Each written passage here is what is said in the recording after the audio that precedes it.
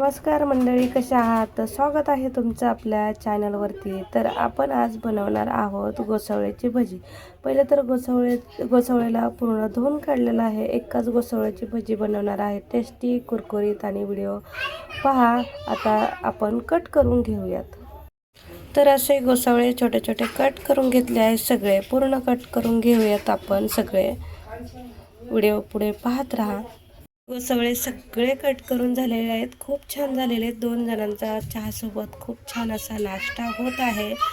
तर याचे पुन्हा तिरके कट करून घेऊयात आपण. गोल गोल चकल्या कट केल्या होत्या, पुन्हा आपण त्याचे क्रॉस कट केलेले आहेत. म्हणजे एखादा मेंबर वाढला तरी काही हरकत नाही, सगळ्यांना नाश्ता होऊन जाईल. हे बघा, गोसावळे पूर्ण कट करून बाउलमध्ये घेतलेले आहेत. तर याच्यामध्ये कुटायचं आहे. थोडीशी मिरची घेतली आहे. तिखट पण खूप बनवायचं नाही, कारण आपल्याकडे बेबी आहेत. लसूण घेतला आहे, खूप थोडाच घेतला आहे. 3 पाकळे. आणि आलं घेतलं आहे थोडं. त्याला आपण ठेचून घेऊया मस्त. आणि त्याच्यामध्ये आपण कोथिंबीर आणि हे टाकूयात, कढीपत्ता. तर याला असं थोडंसं ठेचून घ्यायचं.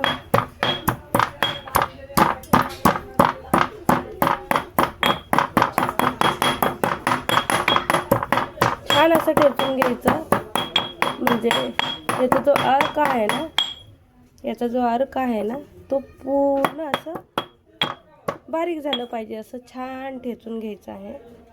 तर त्यामध्ये जाईल कढीपत्ता आणि कोथिंबीर. कढीपत्ता आहे बघा, त्यामध्ये मी टाकला आहे. ते पण छान ठेचून घेते. तर ठेचून झालेला आहे बघा. कोथिंबीर, कढीपत्ता, लसूण, आलं आणि हिरवी मिरची.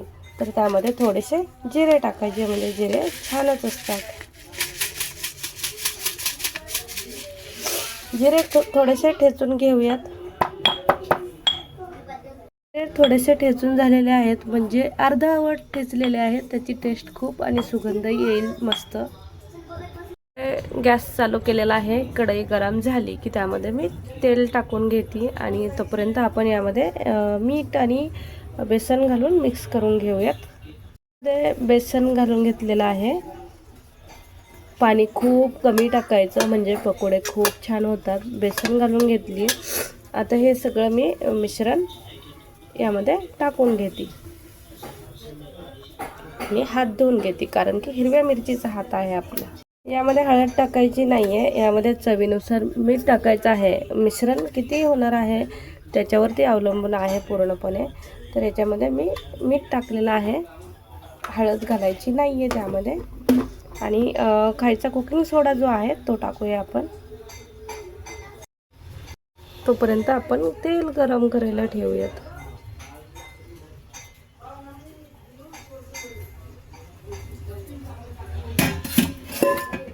जोपर्यंत तेल गरम होतंय शांत, कमी मंद आचेवर, मंद गॅसवरती. गॅस फुल करायचा नाही. आणि स्टीलची कढई आहे तर मग गॅस स्लोच हवा आहे, फास्ट बिलकुल नाही. मध्ये थोडंसं कुकिंग सोडा टाकत आहेत आपण. जास्त टाकायचं नाही, खूप फुगलं जातं आणि त्यामध्ये तेल घुसून बसतं. आणि मग ऑइली होऊन जातात खूप पकोडे, कुरकुरीत असे होत नाहीत. तर हे मिश्रण आपण मिक्स करून घेऊयात. मिश्रण असं जरा मिक्स करून घेऊयात, म्हणजे ते हिरव्या मिरच्या ज्या आहेत त्याही मिक्स होतील. आणि त्यामध्ये थोडंसं पाणी घालूयात, खूप सारं पाणी घालायचं नाही. सर मिक्स करून घेतलेला आहे. पकोड्यामध्ये, कुठल्याच पकोड्यामध्ये हळद घालायची नाही. ओरिजिनल तो कलर आहे ना बेसनचा, तोच ठेवायचा. कारण बेसनमध्ये मका, चणा डाळ, असे बरेच ओट्स वगैरे मिश्रण असतं, तर त्याला कलर खूप छान असतो. तोपर्यंत तेल पण आपलं छान तापायला सुरुवात झालेली आहे बघा.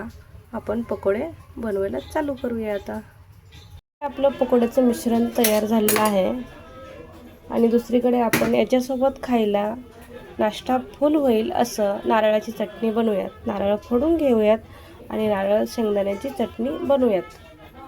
साहित्य आहे, थोडंसं आलं घेतलं आहे. हिरव्या मिरचीचा तुकडा छोटाच घेतला आहे, कारण पकोड्यामध्ये आपण मिश्रण करताना हिरवी मिरची घेतलेली आहे, नारळ घेतलेला आहे, शेंगदाणे आहेत, खूप सारा कढीपत्ता आहे छान गावरान. आणि कोथिंबीर धुवून ठेवली आहे. कोथिंबीर घालताना आणि कढीपत्ता घालताना बिलकुल कंजूसी करायची नाही. आणि नारळ पण भरपूर सारा आपण हे खोबरं आणि हे सगळं मिश्रण करून घेऊयात. चटणी मिक्सरला फिरवून घेऊयात. हे आपण मिश्रण फिरवून घेऊयात.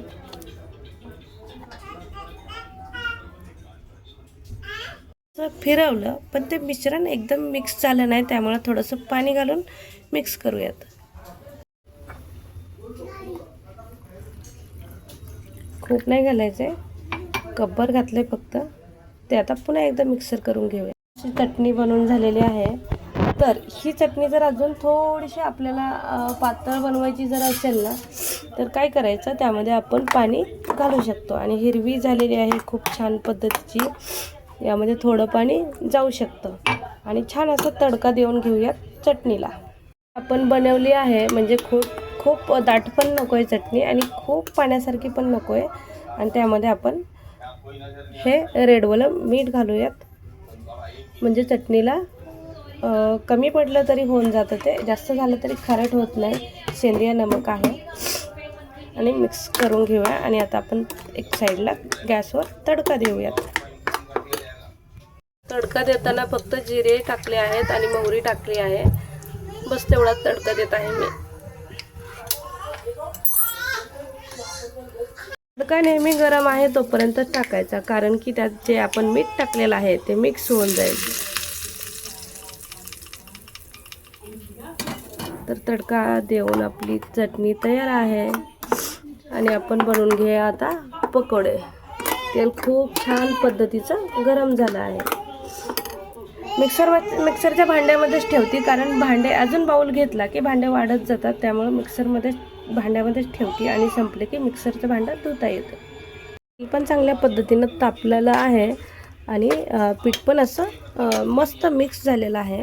कुकिंग सोडा टाकलेला आहे, त्यामुळे थोडा वेळ तर 5 मिनिट रेस्ट पाहिजे त्या पिठाला. आणि आपण एक एक करून सोडूयात मस्त.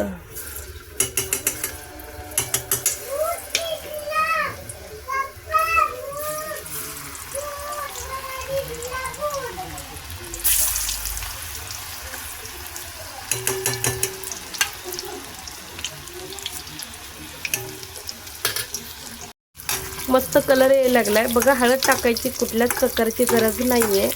तर असे मस्त मिक्स करून घ्यायचे आणि असं चमच्यानेच हलवायचं. नंतर जाळीनं काढता येतं तेल बाहेर निघण्यासाठी. यातून तेल पूर्ण बाहेर येतं, म्हणून जाळीनं काढायचे. तर अजून काढून घेऊयात आपण. असे अजून दुसरे वेळेस टाकलेले आहे ते. अजून एक बाकी आहे. म्हणजे हे बघा, एक कोसवळा नाश्ता मात्र तिघांचा झालेला आहे. किती सोनेरी कलर दिसतो. मस्त मस्त मस्त, खूप छान. असं बघायला गेलं बनवताना तोंडाला पाणी सुटायला लागले. कधी होती आणि कधी मस्त ताव मारती. तर तुम्ही बघत राहा व्हिडिओ पूर्ण शेवटपर्यंत. डिश पूर्ण झाले आहे बघा आपले पकोडे तयार. तर आपण चटणी घेऊयात.